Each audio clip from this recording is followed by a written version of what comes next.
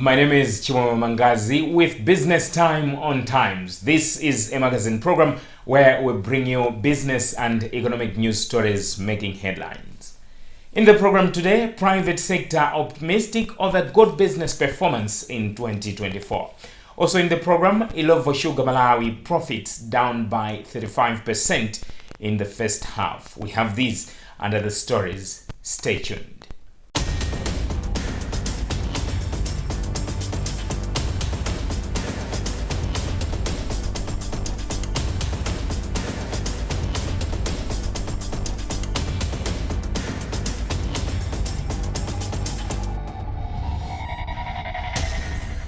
Hello and welcome. Private sector players expect a better performance in 2024 due to stability of electricity supply, availability of foreign currency, and the confidence that an inflow of foreign direct investment will follow as a result of the extended credit facility with the International Monetary Fund and indeed budgetary support from the World Bank. This is contained in the recent Malawi Business Climate Survey 2023 conducted by the Malawi Confederation of Chambers of Commerce and Industry. We have more in this report. The survey further indicates that in 2024, 58.2% of businesses expect to increase their employment levels, while 8.2% plan to reduce their employment levels. MCCCI President Legani Katandola says the outlook is promising. When you look at the weather patterns, for example, and everything that we're hearing suggests less than normal levels of rain, and with substantial supplies of water available from the lake, it is our hope that we'll be able to irrigate our fields adequately and improve our total production. When you look at the inflationary pressures, I think reading publications from the Reserve Bank, I think we're at peak or very close to peak point for inflation before it starts decelerating. So again, we hope that that would be better. And again, if you look at the exchange losses, I think this time last year there were substantial, much bigger gaps between the official rate and the parallel market rates. If you look at even the rates in the bureau, the gaps were more than 50% back then. Now you're talking bureaus are mostly selling around 2,000 kwacha versus the official rate of 1,700. So even if there was to be another depreciation of the kwacha, it would not be anywhere near the 64% depreciation that we've seen in the last 1 year. So we don't expect the factors that have dragged our profitability down to recur, and that should give us and everybody hope. Telecom Networks Malawi TNM Chief Executive Officer Michelle Herbert says the company has devised strategies to cushion itself from unexpected policy decisions such as currency devaluation. I actually did publish a trading statement at the end of December where TNM had lost about 4 billion kwacha in the year 2023. That was due, we're actually performing extremely well. In fact, we had a trading statement before that where we're making a profit, a very good profit. But it was wiped out in one single day on the 43% devaluation that happened mid-November. But back in December, we climbed back out. We're profitable in December. January results are looking also quite positive. In February, we're on a good track. We're actually on a very good track. We're on a profitable track. We're actually, again, so we'll have to wait for the next announcements, but I truly believe that the next profit statements will be quite good. Well, we've learned from 2023's massive devaluation. So since then, we have taken steps to shore up the business, to build, to reduce our risk and exposure to foreign currency. We're lowering our foreign debt, for example. We're trying to source more things locally that we pay Malawi kwacha, and of course we are cutting costs in many places. So I believe that should another devaluation happen, depends how much and when, but we will be better equipped to handle it this time without losing profits. We don't know what's going to happen. We're just getting ready for it. The survey found out that most businesses did not perform well in 2023 due to shortage of foreign currency to import raw materials, high levels of inflation, fuel scarcity, and subdued demand for goods and services. Malawi Stock Exchange listed Illovo Sugar Malawi has indicated that it expects its profits to decline by about 35% in the first half of the year ending February 2024, a published trading statement has shown. According to the statement, the development has been necessitated by a drop in production during the period. Alvis Hoa reports. During a stakeholders meeting in Blantyre, the company's managing director, Legani Kotondula, said Cyclone Freddy affected sugarcane plantations, which they did not notice until harvesting time, hence the reduced production. So that reduction in profitability is coming from lower sugar production, higher inflationary pressures. I think Malawians are well aware of so many things that have gone up significantly in prices, issues like fertilizer prices, electricity prices, fuel prices, and so many other areas. And also exchange losses, as indicated in that trading statement. We suffered the exchange losses of around 17 billion kwacha. I think we're all aware of the significant depreciation of the kwacha in the last 6 months or so, culminating in the 44% devaluation last November. So this is a combination of a number of factors. I've just alluded to lower production than normal. Another factor that we've alluded to is forex shortages, which meant that whilst as in previous years we would have been able to say, okay, stop exporting, we'll be able to access forex on the market. This time round we couldn't, so we still had to export some sugar because we needed to keep operations running. There were times when we're running out of diesel, for instance, which we normally buy in kwacha.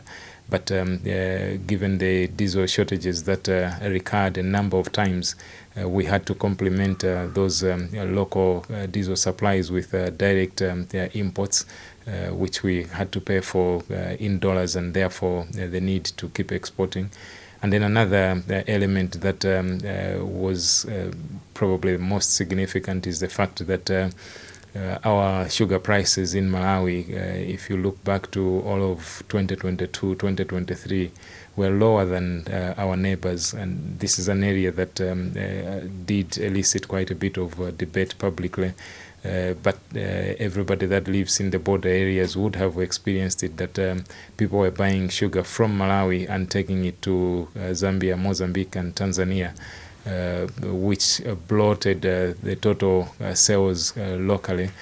We would, in previous years, sell around 170,000 tons in a year locally. But the last 2 years, we've seen that number jump to 214,000 tons and then 225,000 tons. We don't believe that that big jump in domestic sales is all sugar consumed locally. We believe that quite a lot of that is sugar that was bought by traders in Malawi but sold to neighboring countries because of taking advantage of that price difference where they're buying low in Malawi and selling at a profit in the neighboring countries. And another advantage that that gave them was that that also meant that they were accessing forex at a time when it was very difficult to access forex locally. So it was a way of both accessing forex and making some profits too for traders to buy sugar locally and export to our neighboring countries. One of the company's shareholders, Benedette Maere, said they believe the company will bounce back soon. In the first quarter, first half of the year, I'm really impressed by the performance of Illovo. Yes, we really do understand that the performance was partially affected by the Cyclone Anna and Cyclone Freddy, but overall, many companies were affected, but the performance that we have as of now, we're still sure that they will recover, and they'll recover fully maybe within the next 1 to 2 years. The answers that we have gotten from Illovo today on the scarcity of sugar on the market, We really do understand that it's beyond their control. There are so many factors that have led to the scarcity of sugar on the market. So as Malawians, we should also help Illovo in managing the smuggling of sugar outside Malawi into other neighboring countries, because this is what is really affecting the supplies on the market. But Illovo is trying its best to make sure that the sugar is available on the market. In the second half, I'm expecting Illovo now to bring the balance of the supplies on the market, so that the price increase of sugar that is there on the market, like at the moment Malawians are buying sugar maybe at 3,000 per packet. So we would like the supplies to be stabilized, and so that the performance now can be a very good performance by the end of the year. At close of business on Monday, the company's share price stood at 1,350 kwacha 7 tambala per share. This is Business Time from Times. We'll be right back.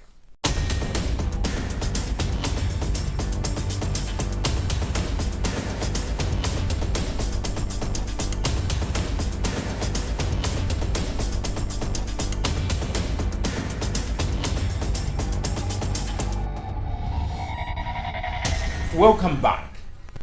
One of the players in the automotive industry, Mike Gato Limited, on Thursday introduced the Jack T8 automobile on the local market, describing it as a game changer. Valued at 99 million kwacha, the Jack T8 is a 1.999cc double cabin, touted for its exceptional fuel efficiency and comprehensive safety features that comes with a 5-year warrant. Jonah Pankoko reports. During a cocktail to announce the product, the company's sales manager, Loles Likoswe, said the vehicle would take the company forward in the local market. Jack T8 is one of our new babies that we brought about in the country now. It's a product which we believe will take us forward. We believe that people should buy this car because of quality, comfortability, and the economy. We talk about the quality. This car has been built to last. This has been developed with the conjunction of VW and Jack themselves. So it's one of the most durable cars. To make sure that the car it's very durable, this is why we're offering the longest warranty in Malawi. The warranty is 5 years, 100,000 kilometers. This car is eco-friendly in the sense that you have heard that this vehicle is it's only 1.999 cc's. It's not a bigger engine, so the smaller the engine, the lower emissions. The quality, as I've said, that to guarantee you about the quality, that's why we're offering you 5 years, 100,000 warranty, as well as 5 years, 100,000 service plan. This car has got everything like a very strong bull bar, and the rear bumper, as you can see, is made of metal. It's very strong. Even the side steps, it's got every feature you talk about in the luxury vehicles. It's got ABS, EBD, traction control, hill assist. Name any feature you talk about in the top vehicles, this vehicle has got. One of the key issues that we've done is we're bringing you a product that is built in with service for 5 years, 100,000 kilometers, which no one else in Malawi is offering that. These vehicles, as I said, it's like you have bought everything, services, everything, which we believe no one else in Malawi is offering that. So this is a feature which we believe none of our competitors has. So we believe we will work with you for 5 years without any hassles on your side. In Malawi, on average in the year, the sales of double cabin is in the ranges of about 800 vehicles. So we are optimistic that maybe we grab about 20% of the market for the first year, and we continue to improve the market by maybe 5 to 10% every year. Definitely, we are very serious into that market. We started research on that vehicles back to around 2014. And there are a number of issues because we're bringing vehicles as well as bikes. The issues we are trying to finalize now is about the charging systems and the workshops for such vehicles. But to begin with, as my CEO has said earlier on, we'll begin with the trucks and then we'll go into the smaller cars later by the end of the year. One of the patrons during the event, Lumbani Nyirenda, said the product is compelling. My impression, it looks like it's a great car. It looks durable. When you look at the engine, and also very luxurious when you look at the inside of the car with all the features that it has. Generally, I'm impressed. I'm seeing things like the reverse camera feature that it has. When you look at the radio, it's got the touch screen, and it's powered by Android as well, which means you can easily connect with your phones, and everything is done almost remotely with the phone without connecting any wires to it. The cost is quite cheap when you look at other products on the market of the same feature. So for a start, I think it's something that's affordable. According to the dealer, the car was put together by bringing together Volkswagen and Jack. Minister of Tourism Vera Kantogole has disclosed that she held a strategic meeting with representatives of Qatar Airways over possible flights between Malawi and that country. The development comes barely a week after the country issued visa waivers to some 78 countries following amendments to immigration laws. In this interview with Taonga Sabola, Kantogole says there is need to support the move with necessary and deliberate initiatives to see the desired results. I think I was trying to draw the people's attention on what the president had articulated in his SONA regarding tourism development in this country. One of the things that he has done is that his government has revised the Immigration Act to remove visa requirements for 79 countries. Just to say that these 79 countries is an additional number of the countries that were not already paying visas. So now we have added 79 countries, which is a very good thing for our country as far as tourism development is concerned. And I think I was highlighting the role of tourism and I think the ATM strategy on the whole socio-economic development of Malawi. Now, removing the visas for people to come into your country without paying visas is another thing, but in terms of how that contributes to increase tourists into your country is another thing altogether. And so we need to ensure that we have flights that are coming into Malawi, direct flights that are coming into Malawi, and to get that we need a flight plan. So the president announced that his government is developing a flight plan for Malawi, but also it has also signed air services agreements with other countries as well, so that we can have a lot of flights coming from other countries into Malawi. We have, for example, Qatar Airlines that is flying into all SADC countries, but Malawi, we held a meeting with them in Doha, and we will soon be talking to them regarding what the requirements that they will need from Malawi to submit to them, so that they can now review, so that they can also start flying into Malawi. If they are flying into Lusaka, Victoria Falls or Mozambique, why can't they fly into Malawi? So there's a lot of issues that the Civil Aviation Authority, Ministry of Transport and Public Works or ADO have to look into to ensure that we have all those flights coming into Malawi. And with increased flights, our expectation is that the fare that is going to be imposed on the tickets into Malawi is going to be a little bit lower, because that's also one of the things that people had been complaining about, to say, number one, your visa regime is restrictive, but also the fares into Malawi are a little bit higher. So we are believing that when we have this flight plan in place and these air services agreements are in operation, there's going to be an increased amount of tourists into Malawi. As you may be aware, we are a beneficiary of increased airlines into Malawi, but this is a domain of the Ministry of Transport and Public Works. But just to say that in the spirit of collective responsibility, I want to believe that this is going to be done as soon as possible, because these are things that have already started. They haven't started now, just that the president has announced today, but the operations and the groundwork of having those things into place has already commenced. So this is the Ministry of Transport and Public Works that is working so hard on ensuring that we have these in place, and we have a lot of airlines coming into our country. We want to have, because when we're talking about flights coming into Malawi, it's just not a one-way street. We also have Malawians that are going into China, for example, Turkey, they are going to South Africa, they're going to Mauritius for holidays, and several other countries as well. But it's also about connecting with the ATM strategy itself, where we want to take our goods from here to other countries as well, where we are connecting Malawi to other countries as far as trade is concerned. So it's about pretty much the entire world. So we need to be able to reduce the amount of hours that people are going to be in the air, but also the amount of airports that they're going to stop at before they get to their destination. So it's a whole socio-economic system that we have created that is going to be improved when we have a lot of airlines coming into our country. With that item, we've come to the end of today's edition of Business Time. It is a magazine program where we bring you major business and economic news stories making headlines in the country. On behalf of the entire production team, I am Chimwemwe Mangazi. But always remember, if it doesn't make money, it doesn't make sense. Bye for now.